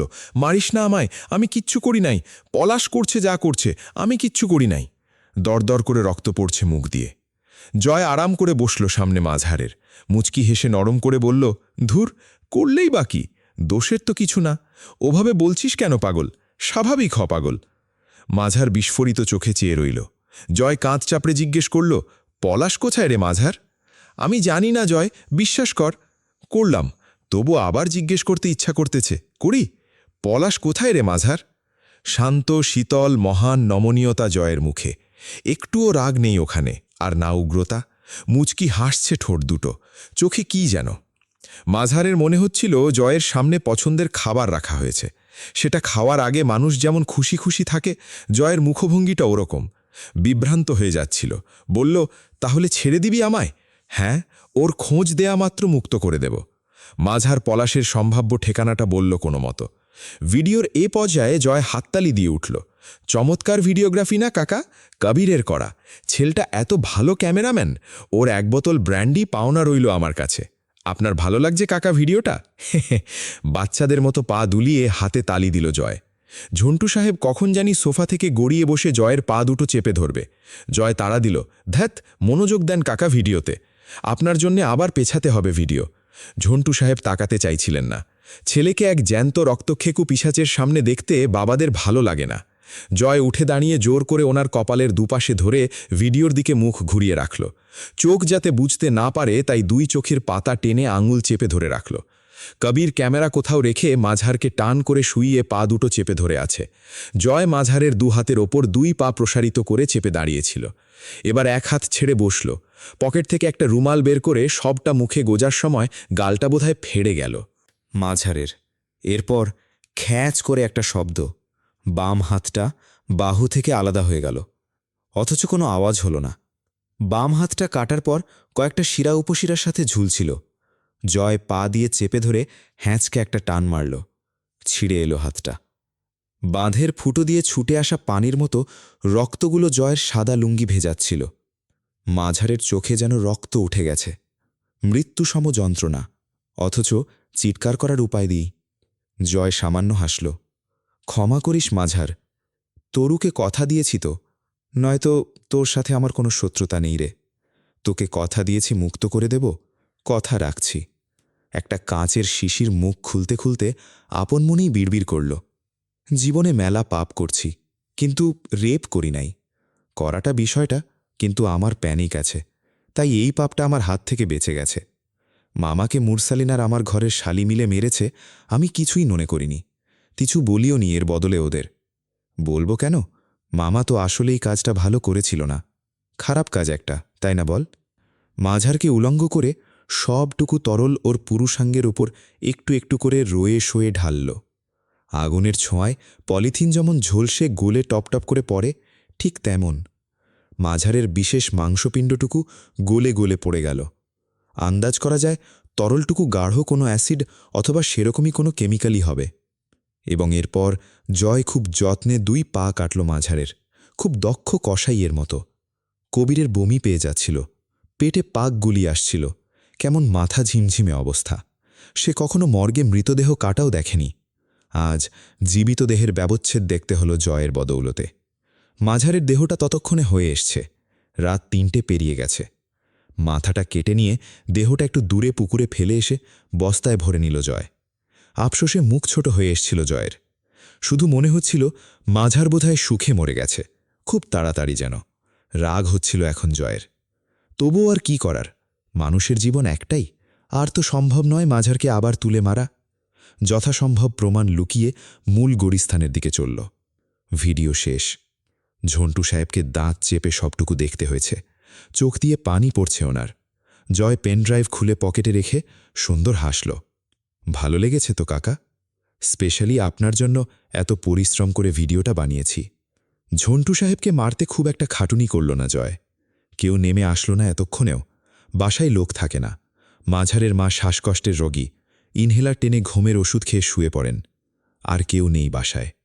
জয় সোফার কুশান দিয়ে মুখটা চেপে ধরে ব্লেড দিয়ে আস্তে আস্তে গলাটা কাটল। এভাবেই তরুর গলা কাটা হয়েছিল। জয়ের ধারণা কাজটা তরুর বেহুশি সময় করা। খুব নিখুঁত সরল রেখায় কাটা হয়েছিল। একটুও এদিক ওদিক হয়েছিল না। জয় চেষ্টা করল পলাশকে ফলো করতে, কিন্তু হল না। ঝন্টু সাহেব খুব ছটফট করছিলেন। একে বেঁকে গেল। কোথাও কোথাও হাতের অনিয়ন্ত্রণে ব্লেড বেশি গেঁথে গিয়ে ভেতরে শ্বাসনালী অবধি কেটে ফেলল। জয় বেরিয়ে এলো আস্তে করে। তখনও গলাকাটা মুরগির মতো হাত পা আছড়াচ্ছেন ঝন্টু সাহেব। রুহু বের হতে একটু সময় লাগবে। দেহের রক্ত সবটুকু বের হওয়া অবধি ছটপট করবেন তিনি মৃত্যু যন্ত্রণায়। জয়ের খুব ইচ্ছে করছিল দাঁড়িয়ে থেকে তৃপ্তিদায়ক দৃশ্যটা দেখার, কিন্তু ঝুঁটি নেওয়া যাবে না। বাড়ির পেছনের প্রাচীর টপকে বেরিয়ে এলো। লুঙ্গিতে চিরচিরে রক্তের ছিটে এসে লেগেছে। লুঙ্গিতে ফের কাঁচা মেরে গলার গামছাটা দিয়ে লুঙ্গির মতো বাঁধল কোমরে। সাবধানতার মার নেই। পলাশ জেলাতেই আছে, ওকে কোনোভাবেই পুলিশের হাতে পড়তে দেয়া যাবে না। পুলিশের কাছে অর্ডার আছে পলাশকে পাওয়া মাত্র ক্রস ফায়ারে দেবার। তা হতে দেয়া যায় না। জ্বর একটু কমলেই পলাশকে পুলিশের হাত থেকে বাঁচাতে বেরিয়ে যেতে হবে। রাত 1:30টার দিকে অন্তু ঘরে এলো। জয় অপুর হয়ে শুয়ে আছে। ফিরে তাকালো না। খাটের হেডবোর্ডের ওপর রাখা মদের বোতলে নখ বাজাতে বাজাতে 6ষ্ঠ সিগারেটটায় টান দিল। দরজা আটকানোর শব্দেও ফিরে তাকালো না। অন্তু আস্তে আস্তে হেঁটে গিয়ে বিছানায় বসল জয়ের পাশে। কিছুক্ষণ চুপচাপ উগ্র উদাস পুরুষটিকে পরখ করে অদ্ভুত স্বরে বলল, মায়ার মানুষ ফাঁকি দিয়ে খুব ভেতর পড়ে জয় আমির। জয় তাকালো। লাল হয়ে থাকা চোখের অদ্ভুত দৃষ্টি সে। চিত হয়ে পাশ ফিরল। অন্তু বলল, আমার বাপটাও তরুর মতো ফাঁকিবাজ ছিল জানেন। সব আগুন নিজেরা শুষে আমাদের শীতলতা দিতেই জীবনে আসে এই সব ফাঁকিবাজেরা। আব্বু আমায় কতদিন অন্তু বলে ডাকে না। অন্তু একদৃষ্টে জয়ে চোখে চোখ রেখে কথা বলছিল। জয় উঠে হেডবোর্ডে বালিশ ঠেকিয়ে হেলান দিয়ে তাকিয়ে রইল। অন্তু বলল, অথচ তার অর্ধেক জীবন তার নিজের ছেলে নিয়েছে, বাকিটা আমি পূর্ণ করে দিয়েছি। জয় হাসল। Nope, this is not fair ভারওয়ালি। তুমি আমার নাম নিতে ভুলে গেছ। ভাগে আমিও আছি। স্লান হাসল অন্তু। ও তাই নাকি? জি জি ম্যাডাম। আপনি কবে থেকে পাপ স্বীকার করতে শুরু করলেন? চিরকালই করি। লম্বা টান দিল। ধোঁয়ায় ভরে উঠল নাকমুখ। সে তো ভাব হিসেবে, তাতে এক ফোঁটাও আফসোস থাকে না, থাকে ভনিতা। জয় হাসল। যথার্থই বলেছেন উকিল ম্যাডাম। অন্তুর গলাটা অদ্ভুত দৃঢ় হল। চোখে চোখ মিলিয়ে কেমন করে যেন বলল, ফিরে আসুন। ঠাঁই নেই। ঠাঁই দরকার আপনার? দরকার ছিল। ঠাঁই থাকলে খারাপ হতেন না। আমি বলেছি তোমায়, আমার খারাপ হওয়ার কোনো কারণ নেই। আমি খারাপ, তাই আমি খারাপ। তাহলে ঠাঁইয়ের কথা বললেন কেন? জয় দুষ্টু রসিক হাসল, তবু তা স্লান। আচ্ছা, ঠাঁই তুমি হয়ে যাও। অন্তু বিদ্রূপের হাসি হাসল। আমি নিজেই তো এক নড়বড়ে খুঁটি। আপনাকে সামলাতে গিয়ে বড়জোর উপড়ে যাব, আর তারপর আপনাকে নিয়ে পড়ব। তুমি আমার ওপর আর আমি তোমার ওপর ভর করলে তো দুজনেই দাঁড়িয়ে থাকতে পারি, কি বলো? চোখ মারল জয়। অন্তু সামান্য চোখ বুঝে দৃঢ়চিত্তে মাথা নাড়ে, পারি না। জয় অন্তর দিকে তাকিয়ে থেকেই বোতলটা তুলে নিল। অন্ত তা কেড়ে নিল। খবরদার, আজ নয়, একটু গিলতে দাও। আজ অন্তত নয়, আমি কথা বলছি। সেজন্য একটু দাও, অল্প খাবো। সেজন্য তুমি আর আমার সাথে কথা বলো না সচরাচর, মানে আমার অভ্যেস নেই। আজ বলছো অস্বাভাবিক লাগছে, একটু খেতে দাও আজ। অন্তু বোতলটা ঝেড়ে মেঝেতে ছুঁড়ে মারল। কাঁচের বোতলটা আওয়াজ তুলে ঝনঝন করে ভেঙে খান খান হয়ে যায়। জয় চোখ বুজে তা অনুভব করে। তার মুখে তৃপ্তির হাসি ফুটে ওঠে। উফ, শালা কাঁচ ভাঙার আওয়াজ এত সুন্দর হয় কেন? এত ভাল লাগে। Fucking love this. অন্তু তাচ্ছিল্য করে হাসে। হৃদয় ভাঙার আওয়াজ এর চেয়েও ভালো লাগে আপনার। আর জানেন, অধিকাংশ সময় হৃদয়কে কাঁচের সাথে তুলনা করা হয়। জয় কথা বলল না। মাঝে মধ্যেই কেমন ভদ্রলোকের মতো আচরণ করে। শুদ্ধ বাংলায় কথা বলা, মিষ্টি হাসা, নরম আচরণ। অন্তু যেন আনমনা স্বরে বলল, আমি তো একসময় বেশ আদর্শবতী ছিলাম, জয় আর চোখে চোখ তুলল। ছিলে। আমি নাকি? ছিলে তো। ও হ্যাঁ, ছিলাম বোধহয়। সেসব সেই কবেকার কথা, ভুলেই গেছি। অদ্ভুত হাসল অন্তু। মাঝে মধ্যে মনে হয় কি জানেন, যদি আমাদের বিয়েটা হুটহাট তামাশাবিহীন হয়ে যেত, মানে অন্য কোনোভাবে হয়ে যেত, আপনি যেমনই ছিলেন, আমি হয়তো মাফ করে দিতাম। তারপর নিজের আদর্শ দিয়ে আপনাকে হয়তো ভালো জয় আমির করে তুলতাম। খুব সিনেম্যাটিক চিন্তা, তাই না? হেসে মাথা নাড়ল জয়। খুব সিনেম্যাটিক। অন্তু পূর্ণ দৃষ্টিতে তাকালো। জয় বলল, এরপর? অন্তু হেসে মাথায় নামায়। অথচ আমি আপনাকে ক্ষমা তো দূর, শাস্তি না দিয়ে আমি মরেও শান্তি পাব না। আফসোস। ইস, যদি ওমন না হতো। জয় দুধারে মাথা নাড়ে। পারতে না ঘরোয়ালি? পারতাম না? পারতে না। অন্তু চুপচাপ তাকিয়ে রইল। জয় কিছু বলবে। এই লোক নিজের ব্যাপারে একটা কথা বলতে যা ফুটেজ খায়, অনেকটা সময় দিতে হয়, চুপচাপ তা শোনার জন্য অপেক্ষা করতে হয়, তবে সামান্য বলে। আর মাঝখানে একটা শব্দ উচ্চারণ করলে চোখের পলকে প্রসঙ্গ বদলানো যা চমকপ্রদ দক্ষতা। জয় সিগারেট শেষ করল, একটু সোজা হয়ে বসল, এরপর বলল, কুমোর কারা বলো তো? যারা মাটির জিনিসপত্র বানায়। ব্রিলিয়েন্ট। ওরা একদল ভালো কারিগর। জানো ওরা মাটির জিনিসপত্র কিভাবে বানায়? অন্তু চুপ রইল। জয় বলল, প্রথমে কাঁচা মাটি মাখানো হয়, কাঁচা নরম মাটি কিন্তু। এরপর হাতের কারিগরিতে যেমন ইচ্ছা আকৃতি দেওয়া হয়।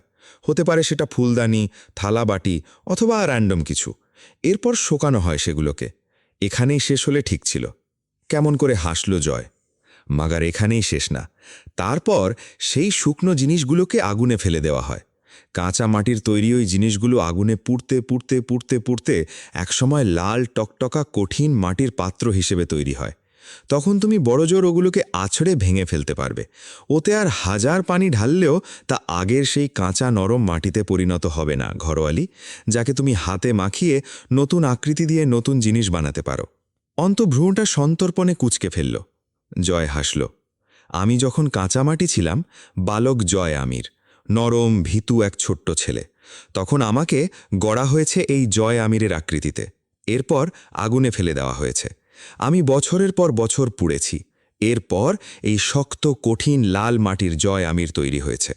তাকে তুমি বড়জোর আঘাত করে ভেঙে টুকরো থেকে আরও ছোট টুকরোতে পরিণত করতে পারবে, কিন্তু 1000 তোমার আদর্শের পানি আমার উপর পড়লেও আমি আর সেই আগের কাঁচা জয় আমিরে কনভার্ট হব না, যাকে তুমি ইচ্ছে মতো শেপ দিয়ে সাজাতে পারো।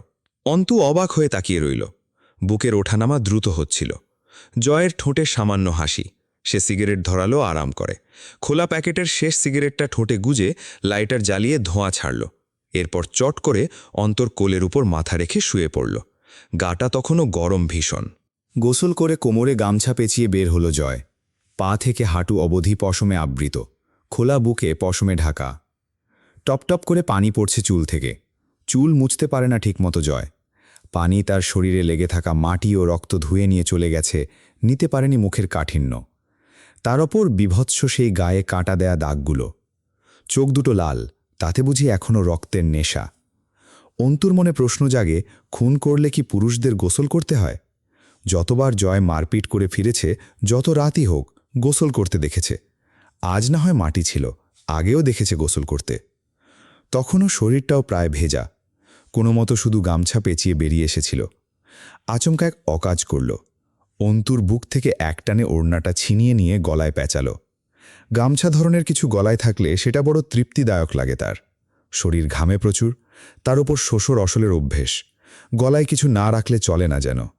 সেই ওড়না দিয়ে ঘাড় এদিক ওদিক কাত করে ভেজা শরীরটা মুছে লুঙ্গি পড়ল। হামজা রুমে ঢুকল। রিমি শুয়ে আছে। শরীরটা ভেঙে পড়েছে মেয়েটার। হামজা কপালে হাত রাখল। ঠোঁট নাক লাল হয়ে আছে, মুখটা ফোলা ফোলা।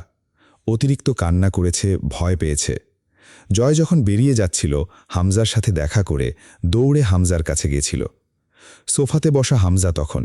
রিমি দৌড়ে গিয়ে স্বামীর পায়ের কাছে লুটিয়ে বসল। হাঁটু দুটো দুহাতের বাহুতে জড়িয়ে লাল চিকচিকে চোখ মেলে জিজ্ঞেস করেছিল, জয় ভাইয়া কোথায় যাচ্ছে মেয়র সাহেব? মাঝার ভাইকে মারতে? কঠিন বলিষ্ঠ হাতের মুঠোয় হামজা রিমির থুতনিটা আলতো করে ধরে আঙুল দিয়ে আদর করে বলেছিল, তোমার আরাম করা দরকার, রুমে যাও, আমি আসছি। রিমি যায়নি। স্বামীর হাঁটুতে আস্তে করে মাথা এলিয়ে দিয়ে আঁচল বিছিয়ে পা মেলে দিয়ে পড়েছিল। হামজা রিমির চুলে হাত বুলিয়ে দিতে দিতে গভীর ভাবনায় মত্ত হয়েছিল। থেকে থেকে তুলির মেয়ের কান্না ভেসে আসছিল। তরু ছাড়া কোয়েলকে কেউ চুপ করাতে পারে না। রিমি আরও হাতড়ে ধরল হামজাকে, যেন সে আশ্রয় চায়। কঠিন দেবদূতের মতো চেহারার ওই শক্ত সামর্থ্য পাষাণ্ড পুরুষটির খুব কাছে রিমির ছোট্ট দেহটা আর দুর্বল মনটা একটুখানি আশ্রয় চায়। হামজা তখন উঠে রিমিকে কোলে তুলে নিল। রিমি হু হু করে কেঁদে উঠে মুখ লুকায় স্বামীর বুকে। হামজা আর বোঝার চেষ্টা করল না কেন কাঁদছে তার বউ।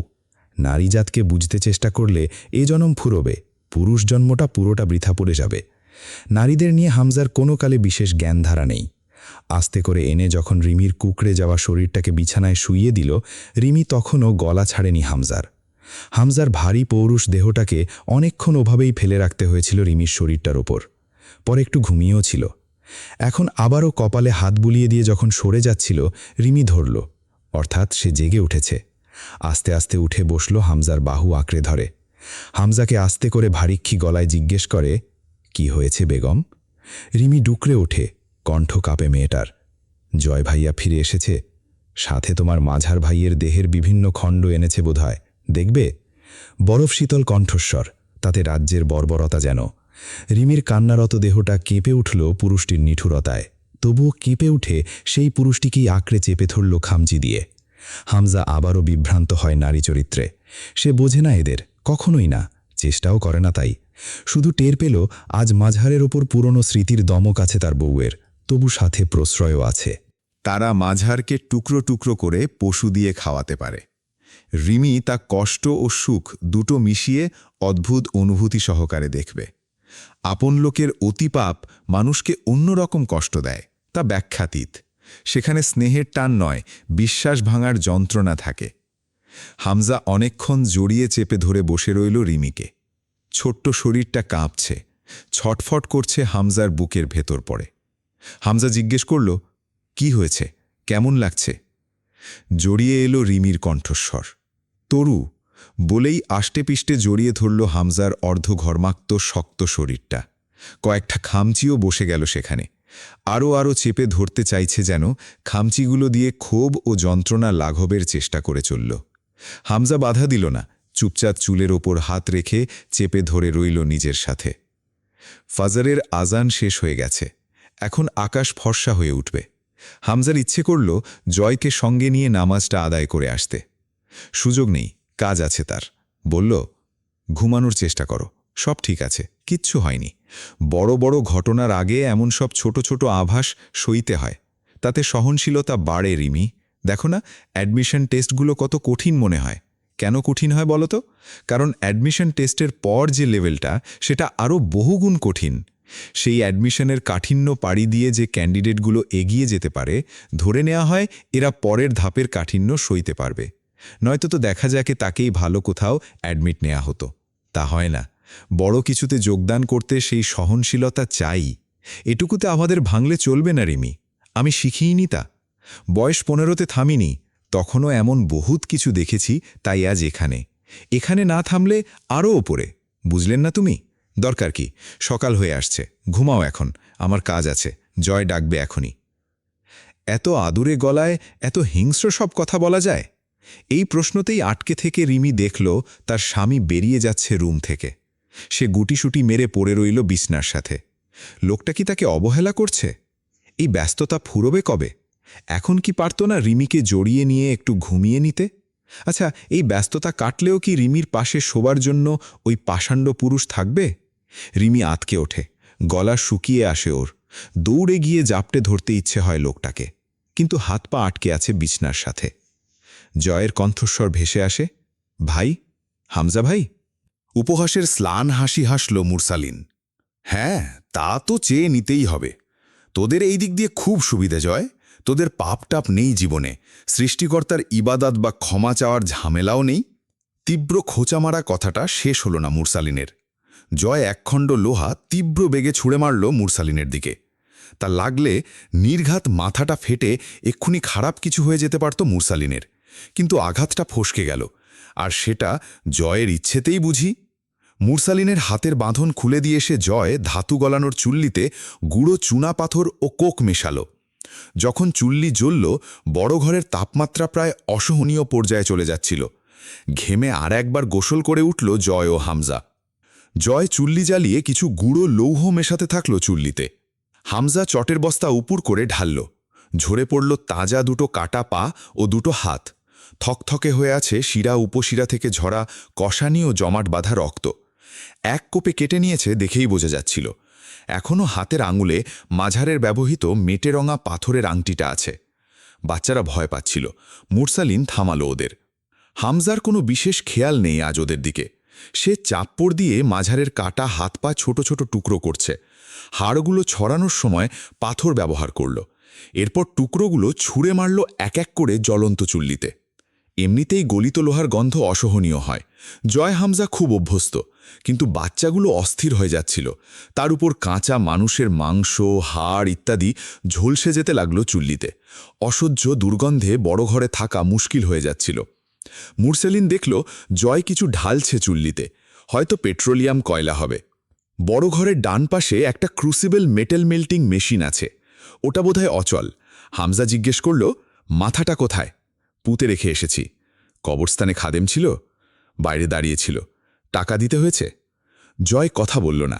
তার পুরো শরীরে ঝর্ণা বয়ে যাচ্ছে ঘামের। মুরসালিন নামাজ শেষ করে বসে দেখল দুই ভাইয়ের বর্বরতা চুপচাপ। মাঝারের মাথাটা কবর দিয়ে রেখে এসেছে, হাত পা চারটে এখানে গলিয়ে নিশ্চিহ্ন করে ফেলছে। অর্থাৎ কোথাও শুধু কোমর থেকে গলা অবধি দেহখণ্ডটুকু ফেলে রেখে এসেছে। তা দেখে ওটা যে কার দেহখণ্ড তা শনাক্ত করাও মুশকিল। মুরসালিনকে আবারও স্পটলাইটের নিচে বাঁধল জয়। মুরসালিন জিজ্ঞেস করল, কাকে খণ্ড করে এলি? কি হয়েছে? কোনো পাপের পুরস্কার পেয়েছি নাকি আবার? জয় মুরসালিনের দিকে কোমর ঝুঁকিয়ে দাঁড়িয়ে মুচকি হাসল। কলজেটা কচমচিয়ে চিবিয়ে খেয়ে ফেলব, কথাবার্তা মেপে বলবি। হামজা চুপচাপ বসেছিল। এবার তাকালো চোখ তুলে। জয় বলল, একটা স্টেটমেন্ট দে। মিথ্যা স্বীকারোক্তি দেব? কিন্তু কেন? ওদের বাঁচাতে। তুই তো আমির ওদের না। তোর সামনে মরবে দেখতে ভালো লাগবে না তোর? ওরা বাঁচবে না এতে। জয় দাঁত খিচে উঠল। জয় আমিরের কথা নড়চড় হয় না। মুরসালিন মাছি তাড়ানোর মতো অবজ্ঞা করে বলল, রাখ তোর জিকির। কথায় কথায় কি এত নিজের নাম জপিস মূর্খর মতো? নিজের ভেতরে কখনো ঝেঁকে দেখেছিস কত বড় ফাঁপা ঢোল তুই? এক পর্বতসম হাহাকার নিয়ে শুধু দাপিয়ে বেড়াচ্ছিস ক্ষমতার দাপটে। আদতেও কি তোর বলতে কিছু আছে? সজোরে একটা ঘুষি মারল জয় মুরসালিনের ক্ষতবিক্ষত মুখটার ওপর। রক্ত বেরিয়ে এলো। মুরসালিন মলিন মুখে হাসল। তুই সত্যি নিতে পারছিস না জয়।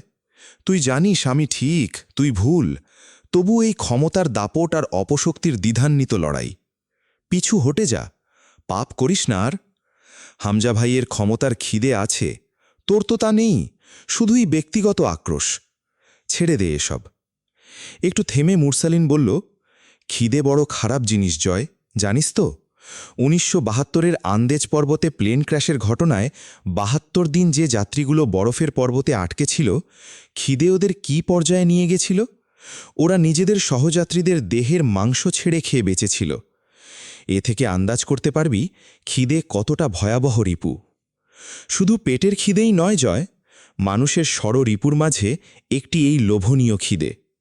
সেটা যে কোনো কিছুর খিদে হতে পারে, হোক ক্ষমতার, যা মানুষকে সর্বোচ্চ নিচে অবধি নিতে পারে। হামজা ভাই থামবে না। তুই কেন তার সঙ্গী ও সাক্ষী হচ্ছিস? তোরই কি হাল হয়েছে জয়? তোর নীতির বাণী পকেটে রাখ মুরসালিন। ভালোই মাইন্ড কন্ট্রোল করার ট্রিক শিখেছিস দেখছি বাপ। রাজনীতি আর শিবির, থুক, জঙ্গিবাদ ছেড়ে কি সাইকোলজি নিয়ে গবেষণা করছিস?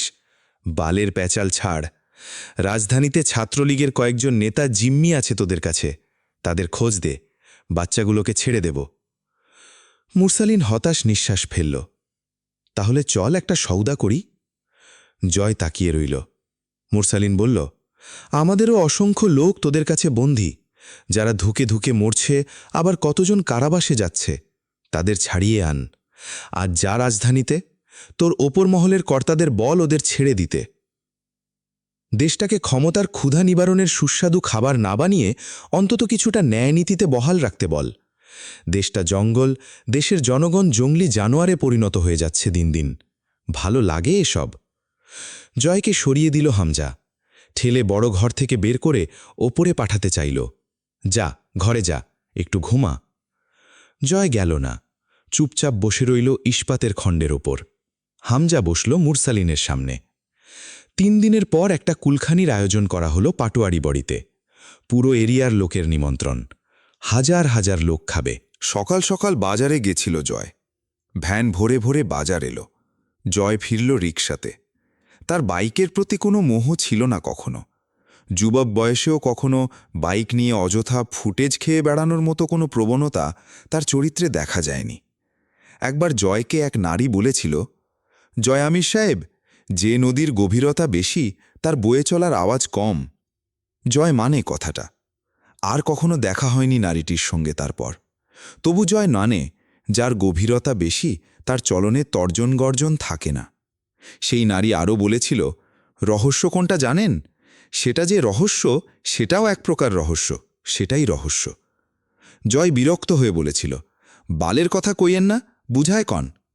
নারীটি ধারালো ঠোঁট কিঞ্চিত এলিয়ে হেসেছিল, রহস্যকে আপনি দেখবেন, নাড়বেন, অনুভব করবেন, খুব কাছে থাকবেন, অথচ বুঝতে পারবেন না ওটা এক রহস্যের দ্বার। সেটা হলো রহস্য। অর্থাৎ যা রহস্য তা দেখে বোঝা যাবে না সেটা রহস্য। রহস্যের রহস্যটাও এক প্রকার রহস্য। এসব কেন মনে পড়ছিল আজ রিকশায় চলাচলের সময় জয় জানে না। লোকের দিকে ওর খেয়াল নেই। তবু যে লোকে ঘটা করে ওকে সালাম ঠুকে যাচ্ছে তা বুঝল। মনে মনে বকে উঠল, তেলবাজ বাঙাল সম্প্রদায়। জয় রিকশাওয়ালাকে বলল, একটা শাবনূরের গান শুনবি? উৎসাহে মাথা নাড়ে রিকশাওয়ালা। হ ভাই, শুনি। জয় গেয়ে উঠল, যেই ডালে বাঁধি বাসা ভাঙে সেই ডাল, আমার এমনই কপাল। ফটকের সম্মুখে থেমে দেখল ছেলেরা বাজার নামিয়ে নিচ্ছে। সে রিকশার ভাড়া মিটিয়ে পেছনের ভ্যান থেকে খাঁচা নামালো। 4টে বিদেশি মাংসাশী কুকুর, সরু সরু ধারালো দাঁত সবসময় বেরিয়েই থাকে। ওরা ক্ষুধার্ত দেখেই বোঝা যাচ্ছিল। ছেলেরা চমকালো, ভাই এইটারে কি করবেন? জয় হাসল, জবাই করে গরুর মাংসের সাথে মেশাবো, অত হালাল মাংস কেনার টাকা নাই। সবাই তাকিতুকি করল। জয় আদেশে বিশাল খাঁচাটাকে নিয়ে গিয়ে ওয়ার্কশপের ওপারের ঘরে রাখা হলো। নির্দেশ রইল কুকুরগুলোকে যেন এক ফোঁটা পানিও না দেয়া হয়। রতন এগিয়ে এলো, ভাই একখান জরুরি কথা আছে। ওমা, তাই নাকি? বল বল। জয়ের রসিকতায় সবাই হাসল। রতন একটু মিয়ে গেল। জয় বলল, কি বলবি? গতকাল রাত্রিরে সাবেক মেয়র ঝন্টু সাহেবরে কেটা জানি খুব খারাপভাবে খুন করছে ভাই। জয় চমকে উঠল, ইন্না লিল্লাহি ওয়া ইন্না ইলাইহি রাজিউন। ইস, সকাল সকাল কি দুঃখের খবর শোনালি রে মফিজ। যা হোক, লোকটারে আল্লাহ বেহেস্তবাসী করুক। সবাই বলো আমিন। সবাই সমস্বরে স্লোগানের মতো করে বলে ওঠে আমিন। শেষে আবার কেউ অভ্যসবশত মুখ ফসকে বলে ফেলল, জয় বাংলা। জয় ফিরে তাকালো, তারপর চট করে হেসে ফেলল। তা দেখে ছেলেদের যে কি খুশি। ওরা কিছু পরিস্থিতি বোঝে না। ওরা খালি জানে ওদের জয় ভাই হাসলে ওদের মুখ বেজার থাকার নয়। জয় হাত মুঠো করে বিপ্লবীদের মতো করে উঁচিয়ে ধরে বলল, জয় বাংলা। সিঁড়ি দিয়ে ওঠার সময় পার কুলছিল। জ্বর চলে এলো কেন হঠাৎই বুঝতে পারছিল না জয়। গত রাতে বাড়ি ফিরেছে রাত 3টায়। এরপর ঘুম হয়নি ঠিকমতো, গা টুলছে। জয়ের চোখের সামনে তরুর জ্বরে কুকড়ে যাওয়া মুখটা ভেসে ওঠে, বকে ওঠে মাথা ঝাড়া মেরে। হের শালা, কী সব ধনবাল ভাবি সে। রিল্যাক্স জয়, কিচ্ছু হয় নাই, অল টাইম অল রাইট। কি বললাম বলতো? জয় বিকেল অবধি পড়েছিল বিছানায় ওভাবেই। বেহুশের মতো লাগছিল দেখতে। অন্তু কাজের ব্যস্ততার মাঝেও কয়েকবার ঘরে এলো। ওভাবে জয়কে পড়ে থাকতে দেখে বেশ লাগছিল। প্রতিবার আনমনে স্লান হাসল। নিঃশব্দে মনে মনে জয়কে ডেকে বলল, নিজের ঘা সাড়ে 16 আনা জয় আমির। পাপ সামনে এসে দাঁড়ানোতে নিজেকে খোদা দাবি করা ফেরাউনও সর্বশক্তিমান আল্লাহর কাছে তওবা ইস্তেগফার করেছিল। আপনারা তো নির্বোধ মূর্খ মানব, যারা মিথ্যা দাপটে লুটে পুটে বেড়াচ্ছেন। বাচ্চাদের সকাল থেকে কিছু খেতে দেয়া হয়নি বোধহয়। অন্তুও জয়কে বিকাল অবধি খেতে ডাকল না, সামান্য কিছু এনেও দিল না। রিমি যখন হামজাকে খেতে দিচ্ছিল, অন্তুর ইচ্ছে হয়েছিল খাবার প্লেটটা এক ঝটকায় কেড়ে নিয়ে সবটুকু খাবার কোনো পশুকে বিলিয়ে দিতে। পারেনি। সে নিজেও খায়নি সকাল থেকে। খিদে মরে গেছে আজকাল। পানির পিপাসাও সারাদিনে বিশেষ একটা টের পায় না। কোনো মতো একবেলা সামান্য খেতে গেলেও গলায় খাবার আটকায় যেন। মাগরিবের ওয়াক্তের খানিক আগে নিচে গিয়ে ছেলেদের দিয়ে দুধ আনালো। সন্ধ্যার দিকে এক গ্লাস গরম দুধ নিয়ে এলো জয়ের জন্য। জয় চিত হয়ে শুয়ে কিউব মেলাচ্ছে আনমনে। সে মিলছে কিনা সেদিকে খেয়াল নেই। খালি গায়ে এসির বাতাসে লোম খুব শিউরে শিউরে উঠছে মাঝে মধ্যেই। জ্বরের তোপে চোখ দুটো লাল। তা দেখল খুঁটিয়ে খুঁটিয়ে অন্তু। অন্তুর আজকাল শুধু চোখের সামনে ভেসে ওঠে মমতাহীনার ছিন্ন ভিন্ন ছোট্ট দেহটা। অথচ সেভাবেই যখন এ বাড়ির মেয়ে তরু অত্যাচারিত হল, তখন দুই ভাইয়ের হত্যাযজ্ঞের আয়োজন অন্তুকে অবাক করছে ক্ষণে ক্ষণে। দুজনই মেয়ে, সমান তাদের শেষ যন্ত্রণা, অথচ দুই ভাইয়ের প্রতিক্রিয়া কত ভিন্ন। জয়ের শরীর টকবক করে ফুটছে যেন। অন্তু হাত ছুঁয়ে চমকে উঠল। দুধের গ্লাস ধরল মুখের কাছে। জয় ছিটকে সরে গেল। ধর শালি, কি এইডা? তোরে আনতে বলছি এই জিনিস? এর চাইতে বিষ ভালো, সরা। অন্তু টকবগে গরম দুধের গ্লাসে ঝাঁকি মেরে তার জয়ের হাতে ফেলল। জয় ছিটকে ওঠে। অন্তু বলল, আমার সঙ্গে মুখের ভাষা সংযত রাখবেন। লোক যাই জানুক, আপনি তো জানেন আমি রাস্তার মেয়ে না। এটুকু খেয়ে নিন, ভালো লাগবে। জয় কিছুক্ষণ ভ্রু কুচকে চেয়ে থেকে আলতো করে প্রসন্ন চিত্তে হাসল। বমিটা তোর গা ভরে করি। এরপর অবেলা একটা গোসল দিয়ে আয়। সরা বাল, দুধ আমি খাই না। অন্তু বলল, পছন্দ না? জীবনে খাই নাই। থু, সরাও। অল্প একটু নিন, আমি খাইয়ে দিচ্ছি। জয় ভ্রু কুচকে চেয়ে থাকে দেখে অন্তু বলল, বিষ টিস নেই, নিশ্চিন্তে খেতে পারেন। এভাবে মারার হলে শত রাত সুযোগ পেয়েছি। জয় হেসে মাথা নাড়ল। আমি খাই না দুধ, তুমি খেয়ে ফেলো। অন্ত কিছুক্ষণ অপেক্ষা করে দুধটা ঠান্ডা করল। এরপর এগিয়ে এলো। জয়ের বাহুটা ধরে এগিয়ে আনতে গেল। ইচ্ছেকৃত জয় এসে অন্তুর কাঁধের ওপর হেলান দিয়ে আধশোয়া হয়ে পড়ে রইল। অন্তু আপাতত কিছু বলল না। দুধের গ্লাসটা জোর করে মুখের কাছে ধরল।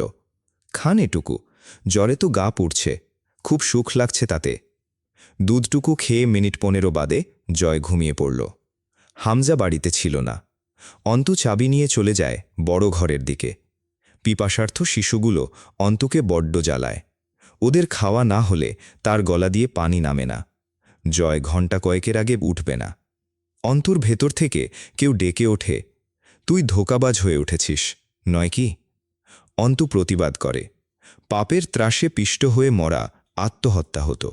এটা ধোঁকা নয়, হয়তো কৌশল, বেঁচে থাকার কৌশল, বাঁচিয়ে রাখার কৌশল। একটু চুপ থেকে ফের বলল, হয়তো আমি খুব খারাপ হয়ে গেছি। তাচ্ছিল্য করে হাসে। খারাপের রাজ্যে ভালোর প্রবেশ খারাপকে ভালো করেনি, ভালোকে খারাপ করেছে। এরই দৃষ্টান্ত প্রতিষ্ঠিত হল, নয় কি? আজকের ঘটনাগুলো হয়তো একটি অধ্যায়ের সমাপ্তি টেনেছে, কিন্তু একই সঙ্গে খুলে দিয়েছে আরও বড় রহস্যের দরজা। সামনে অপেক্ষা করছে এমন কিছু সত্য যা অনেক সম্পর্ককে ভেঙে দিতে পারে, আবার কিছু অসম্ভব সমীকরণকে নতুন করে গড়েও তুলতে পারে। পরবর্তী পর্বে গল্প আরও গভীর, আরও রহস্যময় এবং আরও শ্বাসরুদ্ধকর হয়ে উঠবে। ভালো লাগলে অডিও বুকটি লাইক, শেয়ার এবং ফলো করতে ভুলবেন না। আবারও দেখা হবে অবরুদ্ধ নিশীথের পরবর্তী রোমাঞ্চকর পর্বে।